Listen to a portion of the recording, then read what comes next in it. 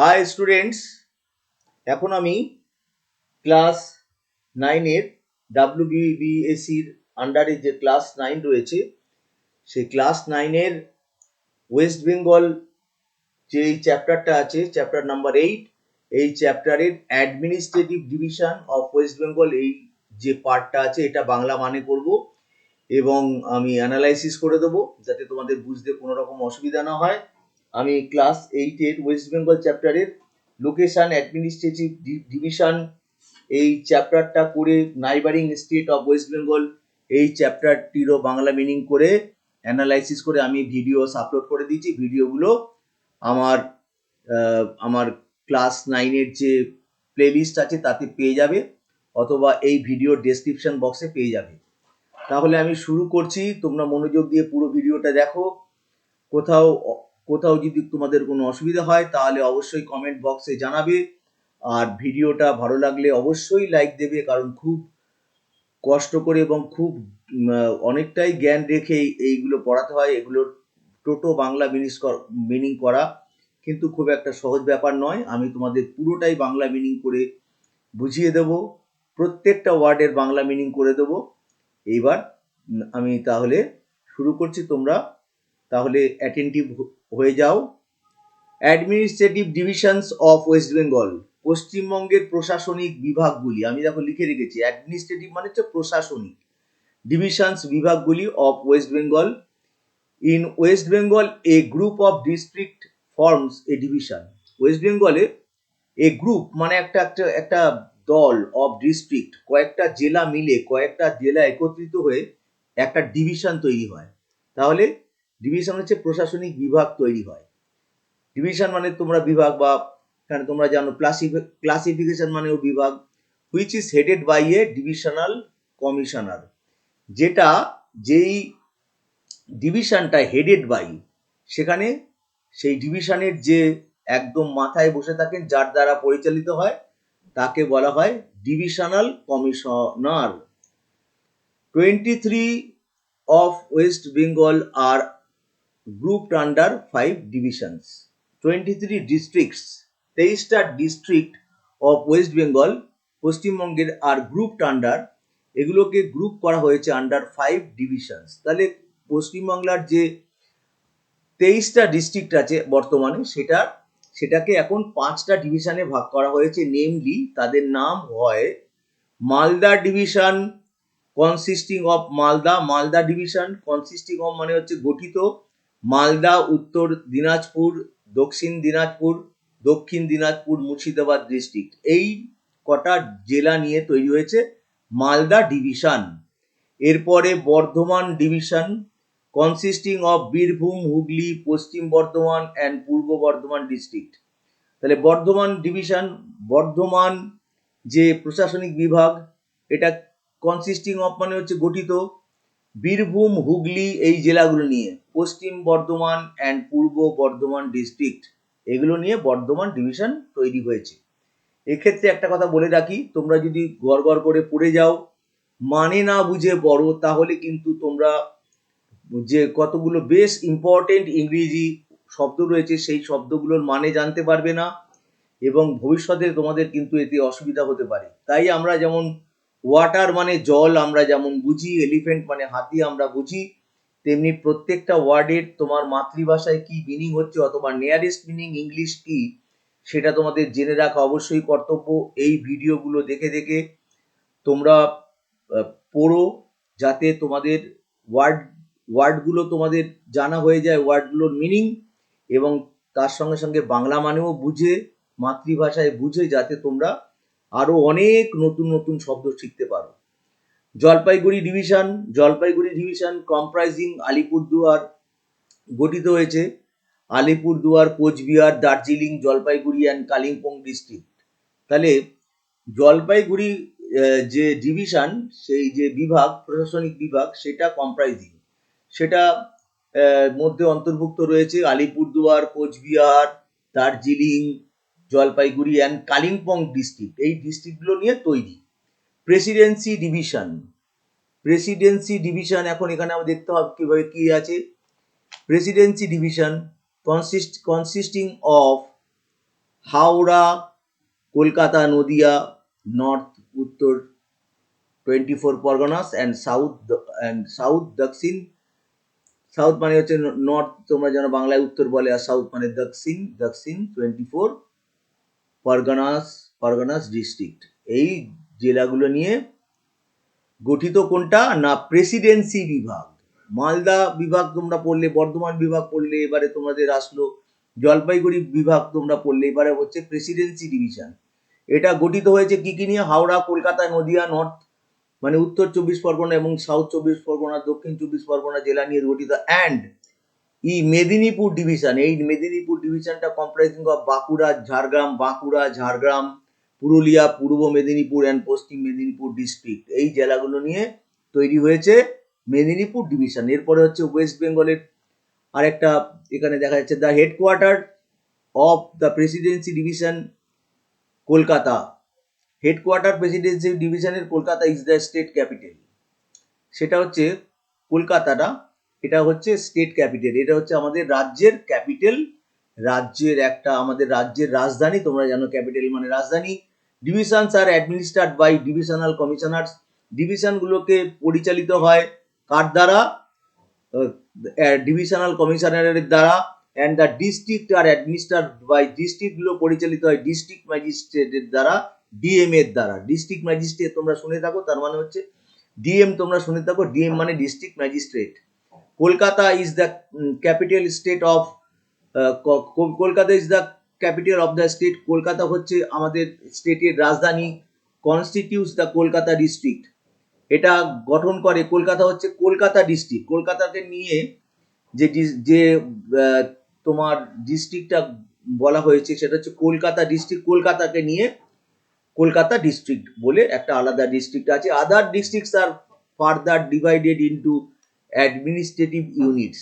অন্যান্য জেলাগুলোকে ফার্দার আরও ডিভাইডেড ইন্টু ভাগ করা হয়েছে অ্যাডমিনিস্ট্রেটিভ ইউনিটস, প্রশাসনিক ইউনিটে, প্রশাসনিক এক একটা স্বতন্ত্র বিভাগে, সাচ অ্যাজ সাব ডিভিশনস, তাহলে উপবিভাগে, অ্যান্ড ব্লকস, এবং ব্লকে ভাগ করা হয়েছে।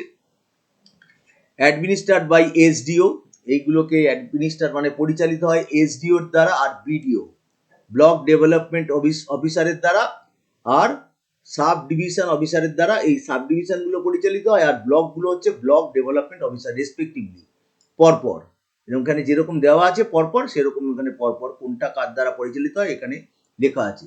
The panchayati raj has a 3 tier structure. Panchayati raj হচ্ছে একটা 3 tier, তিন ধাপের স্ট্রাকচার, একটা কাঠামো ইন দ্য স্টেট, এই রাজ্যে। The atomic unit is called gram panchayat, যেটা হচ্ছে একদম মৌলিক যে ইউনিটটা তার নাম হচ্ছে gram panchayat. Which is panchayat organisation, এটা হচ্ছে একটা panchayat organisation for a collection of village. এটা হচ্ছে organisation for a collection of village, এক গুচ্ছ গ্রামের জন্য। এটা এই যে গ্রাম পঞ্চায়েতটা, এটা কি নিয়ে তৈরি?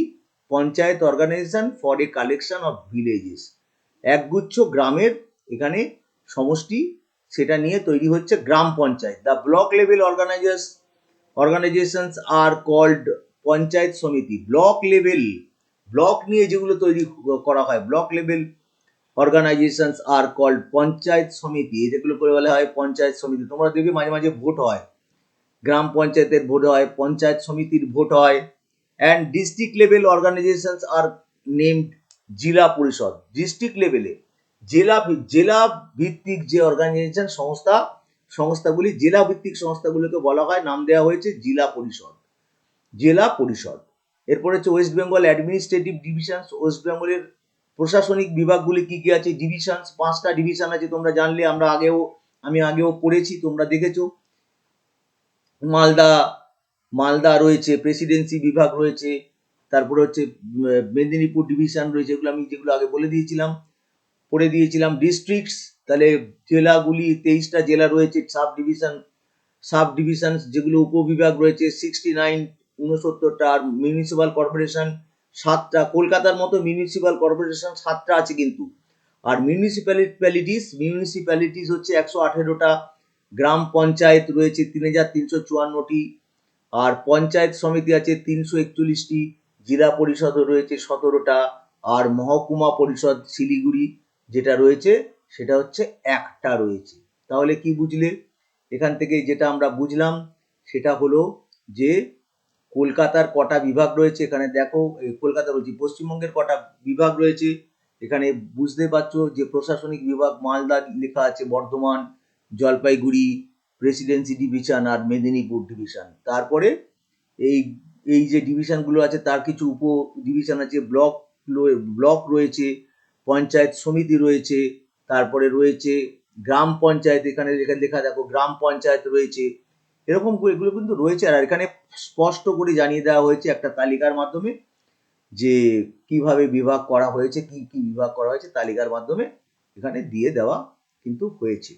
তাহলে এরপরে আমাদের পরেরটায় আমরা যাব, এটাকে একটু ঠিক করে নিই।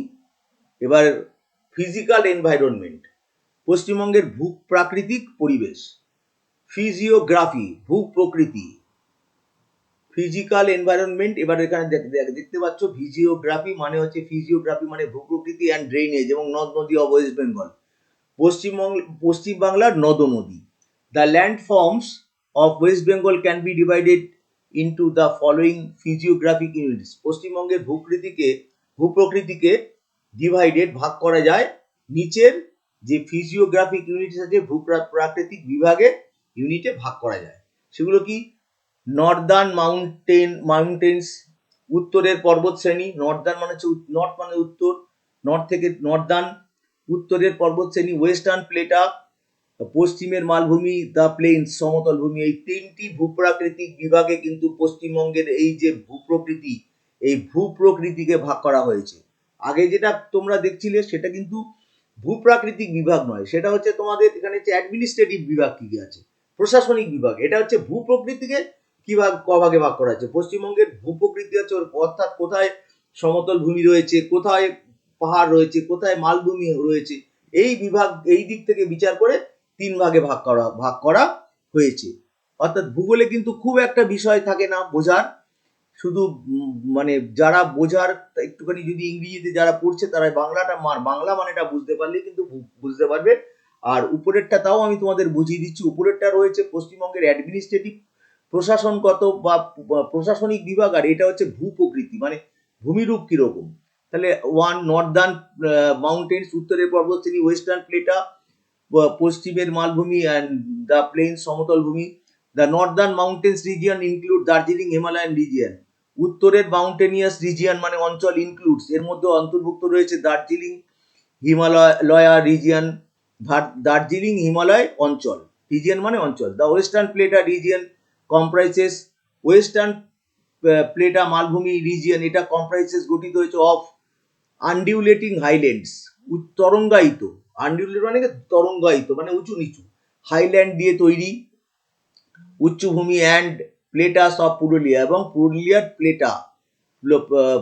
পুরুলিয়ার মালভূমি দিয়ে গঠিত হয়েছে। ওয়েস্টার্ন পার্ট অফ বর্ধমান এটা কি দিয়ে কোন কোন জায়গায় দেখো, পুরুলিয়ার মালভূমি, আর বর্ধমানের ওয়েস্টার্ন পার্ট, বর্ধমানের পশ্চিম প্রান্ত, বাঁকুড়া অ্যান্ড মেদিনীপুর ডিস্ট্রিক্ট, বাঁকুড়া এবং মেদিনীপুর ডিস্ট্রিক্ট এই দুটো জেলা।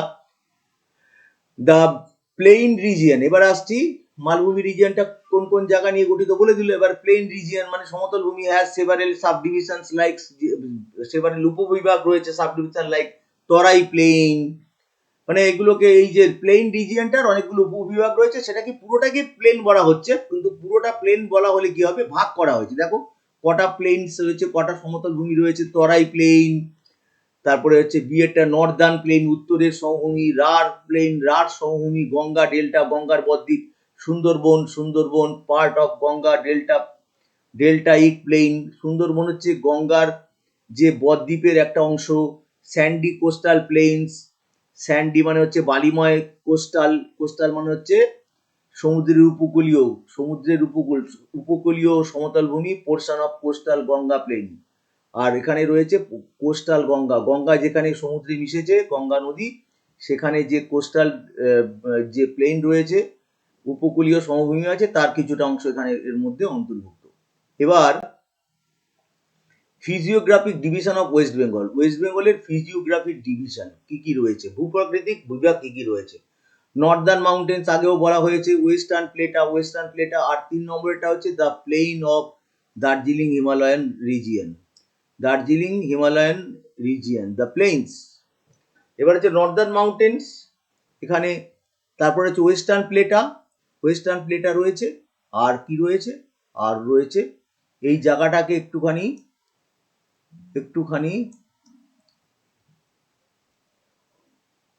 এটার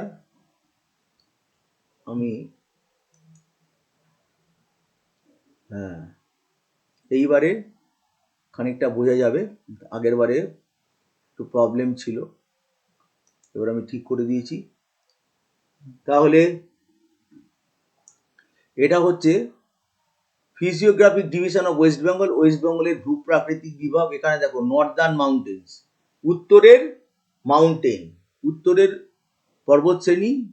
এবারে রয়েছে উত্তরের পর্বত শ্রেণীর মধ্যে কি হয়েছে, দার্জিলিং হিমালয়ান রিজিয়ন, এটা কিন্তু দার্জিলিং হিমালয়ান রিজিয়ন রয়েছে।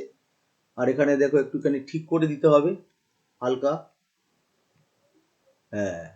এইবারে দার্জিলিং হিমালয়ান রিজিয়ন আর ওয়েস্টার্ন প্লেটা, আমি আগেও বলেছি পশ্চিমের মালভূমি অঞ্চল, এর মধ্যে রয়েছে undulating highlands of plateau of Purulia, western parts of Bardhaman, Bankura and মেদিনীপুরের কিছু অংশ আমি আগেই এখানে পড়ার সময় বলে দিয়েছি। আর দ্য প্লেইন, সমতল ভূমি, এই 3টি বিভাগে ভাগ করা হয়েছে সমতল ভূমি।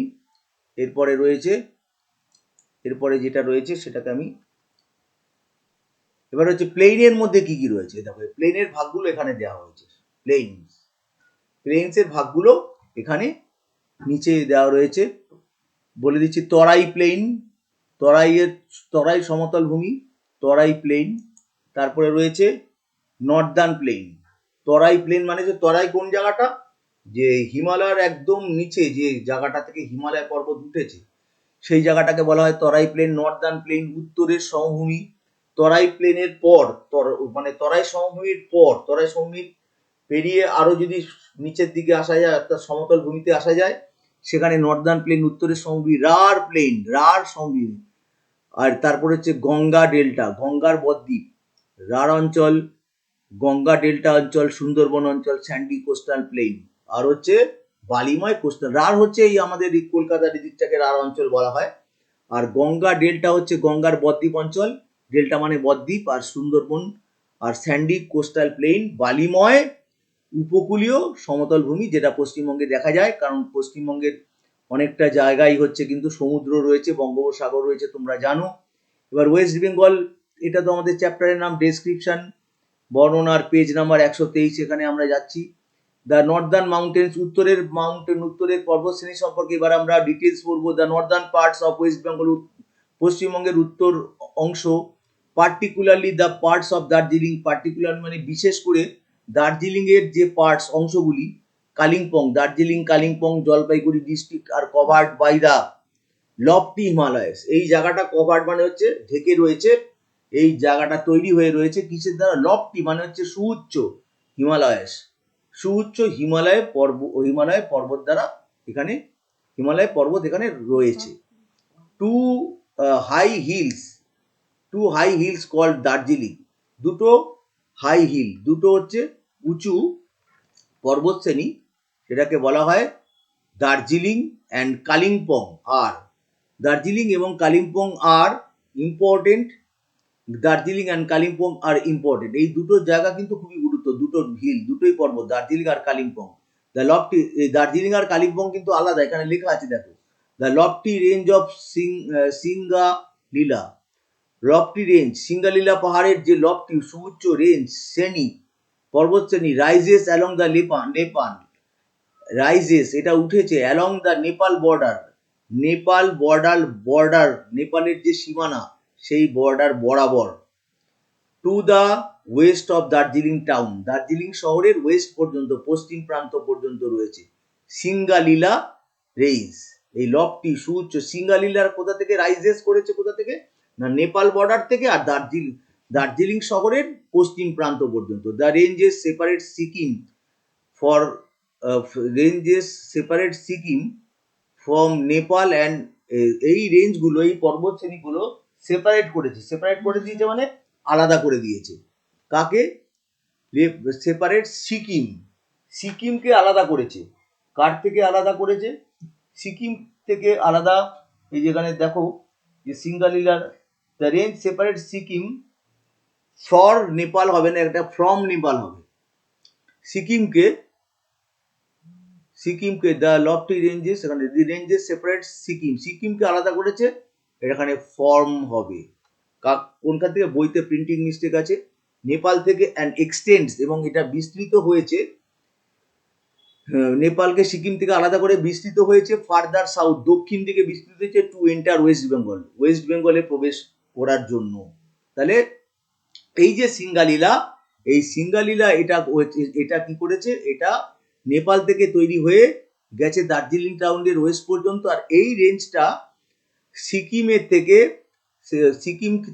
সিকিমকে নেপালের থেকে আলাদা করেছে, আর এক্সটেন্ড বিস্তৃত হয়েছে দক্ষিণ দিকে, আরো দক্ষিণে, এবং পশ্চিমবঙ্গে প্রবেশ করেছে। সান্দাকফু 3631 মিটার হাই উঁচু এই সান্দাকফু। ফালুট 3596 মিটার, এগুলো দেখো কত উঁচু। তারপরে হচ্ছে Sabargram 3543 metre, and Tonglu are 4 important peaks. এইগুলো হচ্ছে 4টি ইম্পর্টেন্ট গুরুত্বপূর্ণ পিক শৃঙ্গ অফ দ্য সিঙ্গালীলা রেঞ্জের এগুলো কিন্তু গুরুত্বপূর্ণ শৃঙ্গ, অর্থাৎ চূড়া, পাহাড়ের চূড়া। Sandakphu is by far the highest pick.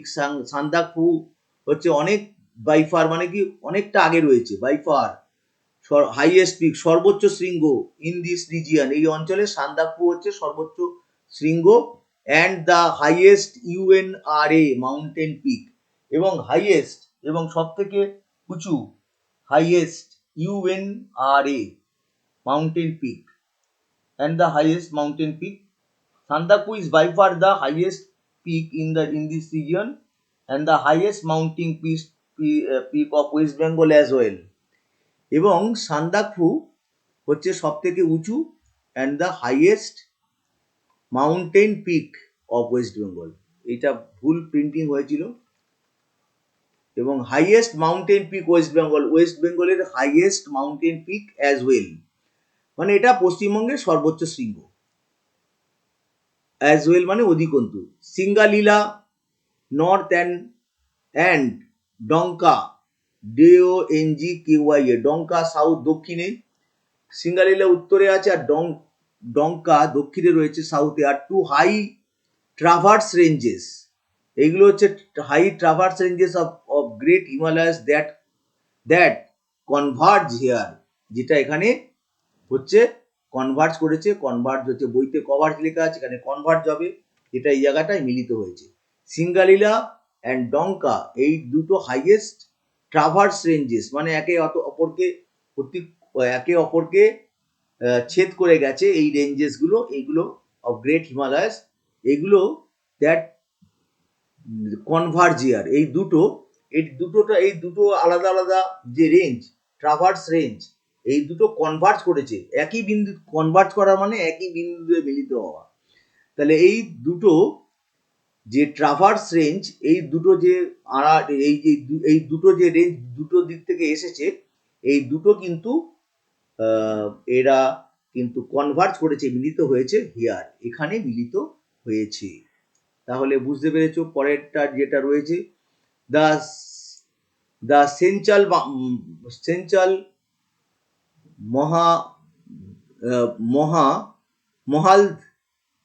মহালধিরাম ridge, তাহলে এটা হচ্ছে শৃঙ্গ।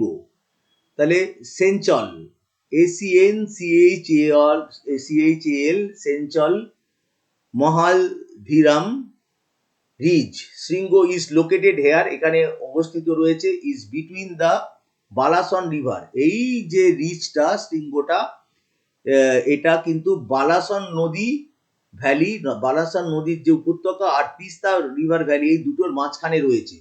Tiger Hill lies on this range, এই রেঞ্জের মধ্যেই, এই যে শৈলশ্রীরা বা পর্বতশ্রেণী, এর মধ্যেই রয়েছে টাইগার হিল। এটা হচ্ছে সাঞ্চাল মহালদিরাম ব্রিজের মধ্যে অবস্থিত। Ghum, the highest railway station of India, ভারতবর্ষের সব থেকে উঁচু রেলওয়ে স্টেশন ঘুম রয়েছে। And Darjeeling, a high resort is on the Darjeeling Lebong ridge radiating from the Tiger Hill. এবং দার্জিলিং রয়েছে যেটা হাই রিসর্ট, যেটা হাই আশ্রয়স্থল, is on the Darjeeling Lebong ridge, Darjeeling Lebong ridge শৈল পর্বতশ্রেণীর মধ্যে রয়েছে। Radiating from the Tiger Hill, যেটা বেরিয়ে এসেছে টাইগার হিল থেকে। Kurseong, another famous hill station, Kurseong another আরেকটা বিখ্যাত হিল স্টেশন, পর্বত স্টেশন, যেটা হচ্ছে কার্সিয়াং হিল স্টেশন। এটা হচ্ছে একটা পার্বত্য জনপ্রিয় জায়গা, hill station, is on Dow Hill range, এটা রয়েছে ডাউ হিল রেঞ্জের মধ্যে। কার্সিয়ংটা রয়েছে, এটা কিন্তু ডাউ হিল রেঞ্জের মধ্যে রয়েছে। এটা কিন্তু আগের যে রেঞ্জের গুলো আমি বলেছিলাম, যেমন সিঙ্গালীলা রেঞ্জ বা ডংকেয়া রেঞ্জ, এর মধ্যে কিন্তু নেই। Also radiating from the Tiger Hill, এটাও বেরিয়ে এসেছে টাইগার হিল থেকে, ডাউটা। তারপরে রয়েছে, তাহলে এখানে বলে দিয়েছি যে ডাউ এই হিল রেঞ্জটা কোথা থেকে বেরিয়ে এসছে, এটা বেরিয়ে এসছে টাইগার হিল থেকে। The hills in Jalpaiguri district are lower, Jalpaiguri ডিস্ট্রিক্টে যে পাহাড়গুলো আছে সেগুলো কিন্তু, পর্বতগুলো আছে সেগুলো কিন্তু লোয়ার, মানে অনেক কম, অনেক নিচু। They have an average height of 1600 metre, তাদের অ্যাভারেজ হাইট, গড় হাইট, উচ্চতা 1600 metre. The Sinchula range forms a common boundary between Jalpaiguri district and West Bengal and Bhutan. তাহলে সিনচুলা রেঞ্জ, এই যে পর্বত শ্রেণীটা রয়েছে সিনচুলা, এটা হচ্ছে কমন বাউন্ডারি তৈরি করেছে, একটা সীমানা তৈরি করেছে কার সঙ্গে? জলপাইগুড়ি ডিস্ট্রিক্টের সঙ্গে, জলপাইগুড়ি ডিস্ট্রিক্ট অফ ওয়েস্ট বেঙ্গলের জলপাইগুড়ি ডিস্ট্রিক্টের জেলার সঙ্গে, আর ভুটানের সঙ্গে। ভুটান হচ্ছে একটা আমাদের পাশে অবস্থিত প্রতিবেশী রাষ্ট্র, তোমরা পড়েছো এই চ্যাপ্টারই। ছোটা সিনচুলা, তারপর হচ্ছে রেনিগাঙ্গো are two of the highest peak, এই দুটো হচ্ছে হাইয়েস্ট পিকের অন্যতম ইন দ্য ব্রোকেন রেঞ্জ, ভগ্ন রেঞ্জ, পর্বত শৈলতে বা পর্বত শ্রেণীতে।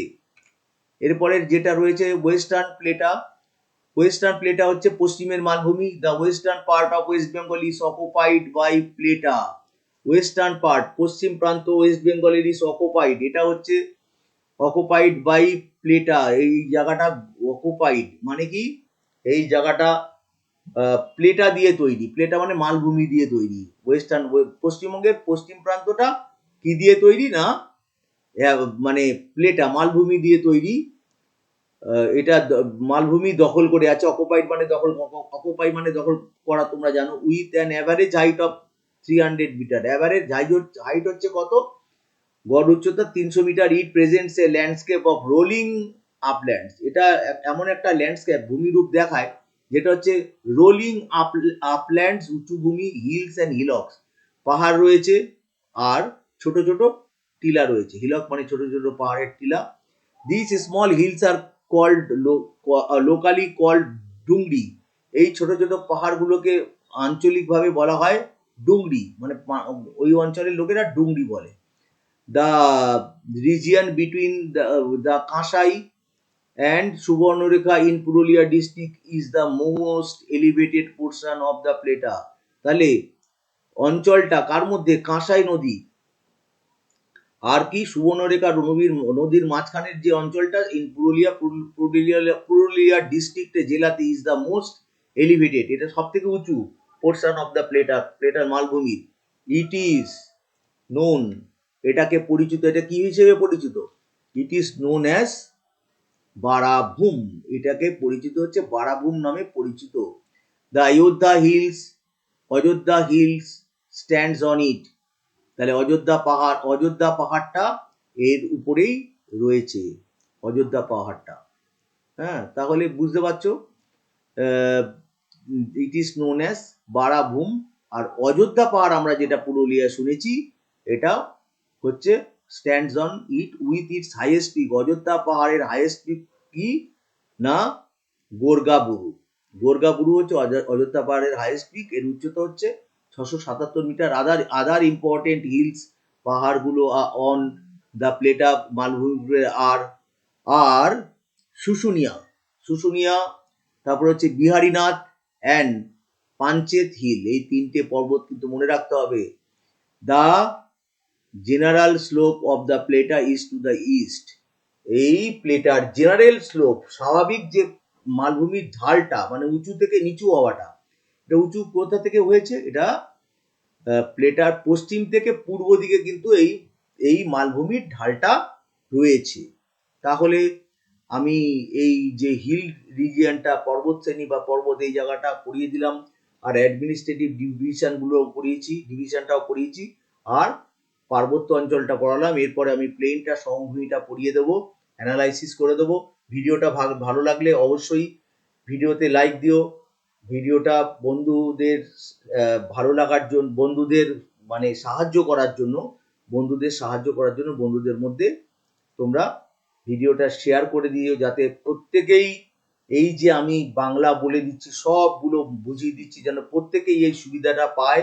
সেটা তোমাদেরই এনশিওর করতে হবে, তোমাদেরই নিশ্চিত করতে হবে।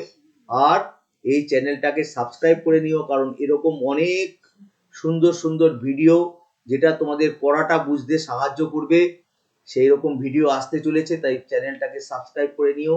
আর সাবস্ক্রাইব করে নিলে তোমরা জানো নিশ্চয়ই যে তোমরা অন্যান্য ভিডিওগুলোর নোটিফিকেশান পেয়ে যাবে। তাই তোমাদের বলছি চ্যানেলটা সাবস্ক্রাইব করে নিতে।